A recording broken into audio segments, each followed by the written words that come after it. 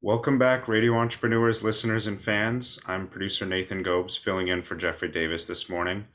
I want to welcome you all to another special segment. We have both Marc Z of Marc Z Legal Staffing and Marc Furman of Tarlow, Hart, and Rodgers this morning.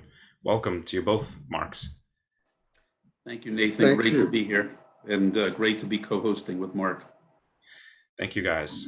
We're excited to have you both on. It's been many years since we had both of you sitting as hosts on the show. I want to introduce our next guest, Courtney Worcester, partner at Holland and Knight. Welcome, Courtney. Thanks. Happy to be here. So I'll hand it over to both Marcs to host the interview. Marc Z, if you want to kick things off. Sure. Thank you, Nathan. So Courtney, first of all, welcome to the show, and thank you for coming on to discuss some really relevant subjects with our listeners. One of the subjects that are important to our listeners, who a lot of them are private businesses and have some immediate concerns in terms of leadership and in terms of small number of shareholders. There are a lot of situations that have come up in terms of running their businesses, particularly during COVID. And we think it's important for you to share your thoughts in terms of what you're seeing with our listeners. Sure, I'm happy to be here. Thank you both for having me on. And I agree, I think it's an important topic to help those in sort of the startup community and also privately held businesses. I think we've really seen a change over the years. Initially, most folks, when forming a company, wanted to form a corporation. And that came with a statutory scheme that, in particular in Delaware, where lots of companies are formed, was very detailed. It pretty much provided for every circumstance you could think of. So you had a lot of predictability and you sort of knew what you were supposed to do in every circumstance. Over the years, people have become very enamored with limited liability companies or limited partnerships. Which have a lot of the same characteristics as corporations, but the real difference is instead of a statutory scheme, it's a contractual scheme, which means the parties, the founders, can pretty much craft whatever sort of corporate governance scheme, indemnification scheme, preferred stockholder scheme that they would like. But as with many things in life, with a broad amount of freedom, can come some unintended consequences and some risks that folks don't really necessarily think about when they first start out. What are maybe the primary focal issues that when the founders of the company or the group that are getting things set up should be really looking at to avoid? I think one thing is to have the right mindset. I often tell my clients, your operating agreement is always drafted in the dating scheme. You're in love with the other person. You two are going to have a long, fabulous company. You're going to be the next Facebook. You're going to be the next Uber. It's going to be great. No one wants to talk about the divorce while they're still on the honeymoon phase.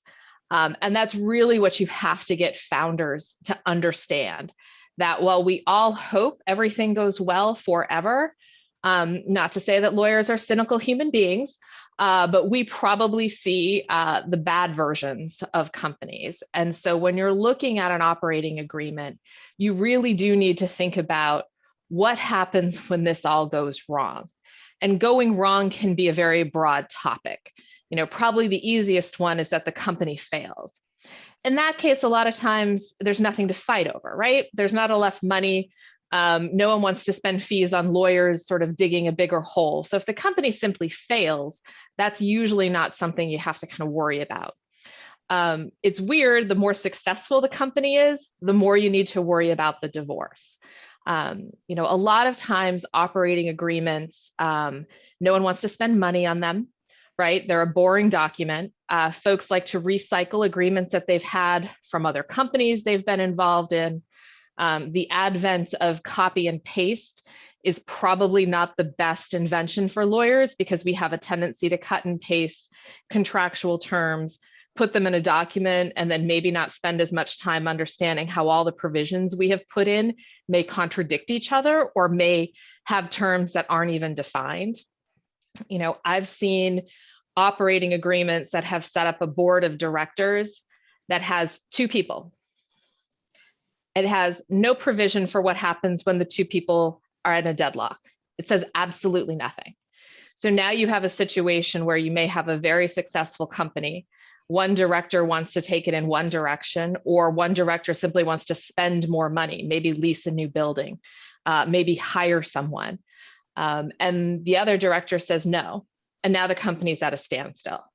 And a lot of times you have people who have that situation and they do resort to self-help, which is always scary for lawyers. We get very nervous when people do self-help because you have the person who wants to make the change saying things like, we got to run the company. We have to make a decision.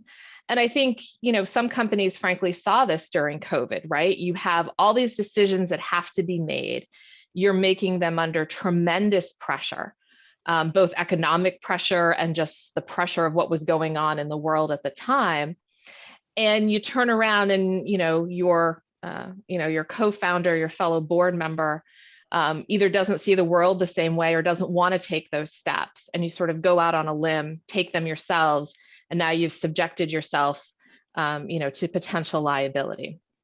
So the first thing I always tell founders is figure out what's going to happen when you 2 don't agree. You need a 3rd board member. You need some sort of provision where one can buy the other one out. Something needs to happen, and it needs to be as clear as possible.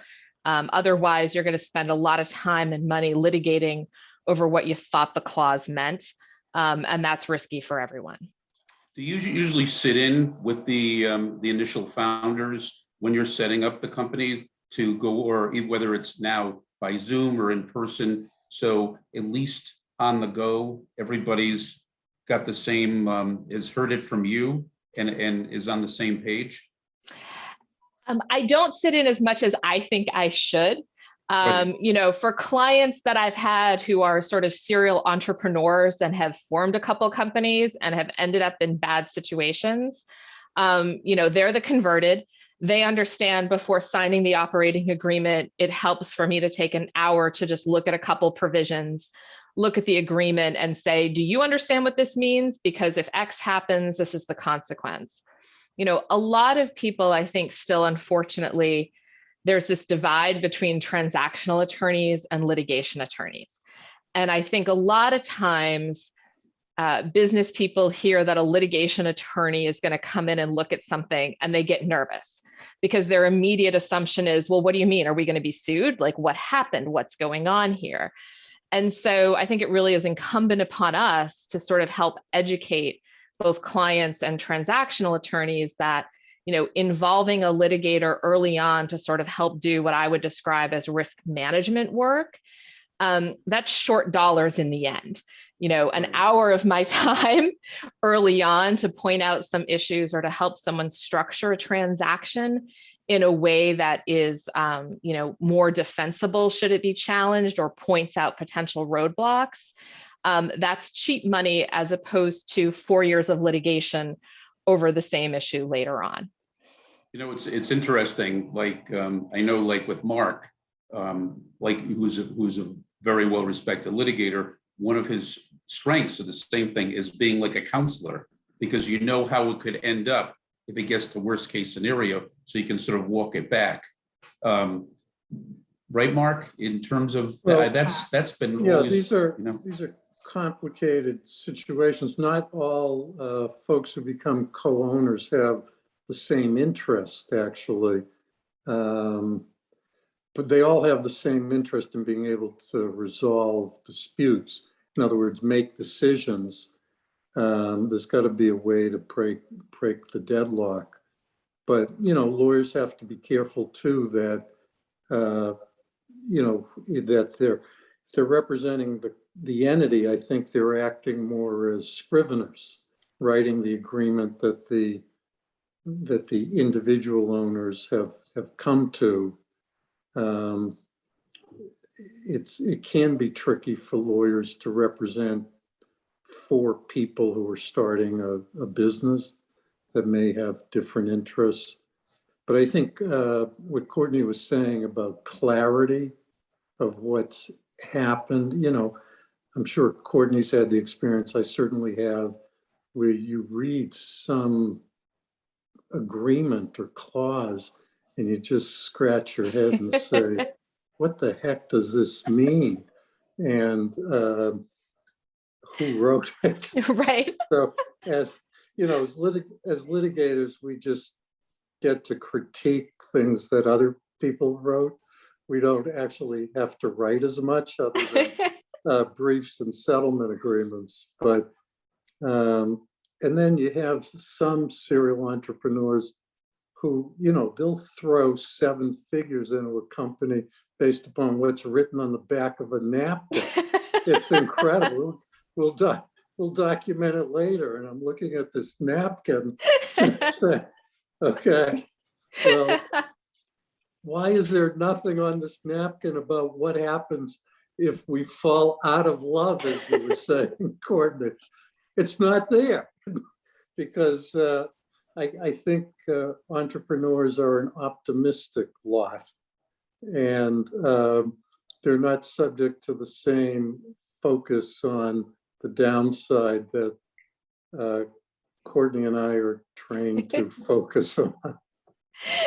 No, I think that's true. I mean, I think in order to be, you know, an investor, certainly on the venture capital side or the angel investor, you know, you have to be incredibly positive, right? Because you invest in so many companies that, you know, the reality is so many fail or don't become huge successes. Not everyone gets bought out for hundreds of millions or billions of dollars. Not everybody goes public. So to keep putting money into companies when there's a better than average chance that things aren't going to turn out the same way, you do have to have, I think, a more optimistic personality than most litigators have, which is good. We need those people. The economy needs those people. But sometimes, you know, to Marc's point, it's hard to be the one sort of raining on the parade and pointing out all the bad things that might happen one day. Right. No, I think you have the balance. You have the entrepreneur who's going to go into the venture, but make sure that everything's as buttoned up as possible. Should it lead down to a divorce, business divorce. So that sounds, it sounds like you're achieving that balance, and especially during these times. Yeah. Thank you, Courtney. I want to thank you for joining the show. It's a very relevant topic for far too many business owners, unfortunately. It is. Thank you so much for having me on, guys. I really appreciate it. Courtney, if people are interested in reaching out, our listeners or viewers, business owners tuning in, what's the best way for them to reach you? Best way is right through my firm's website. That's hollandandknight.com. I think I'm the only Worcester there. So it's not hard to track me down from that site. Great. Thank you. Once again, that's Courtney Worcester, partner at Holland and Knight. Marc Z of Marc Z Legal Staffing. How can people reach you? Nathan, first of all, they can Google Marc Z, M-A-R-C, and the letter Z, or marczlegal.com, or 617-338-1300. Great. And of course, Marc Furman, Tarlow, Hart, and Rodgers.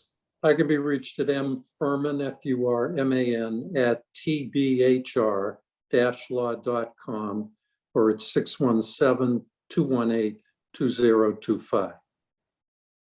Thank you both to both the Marcs. Of course, you can find them on Radio Entrepreneurs, giving regular segments on our show, and we're on radioentrepreneurs.com, as well as YouTube, Spotify, LinkedIn, and a host of other sites. I want to thank our listeners and fans for tuning in. We'll be back with another segment after this.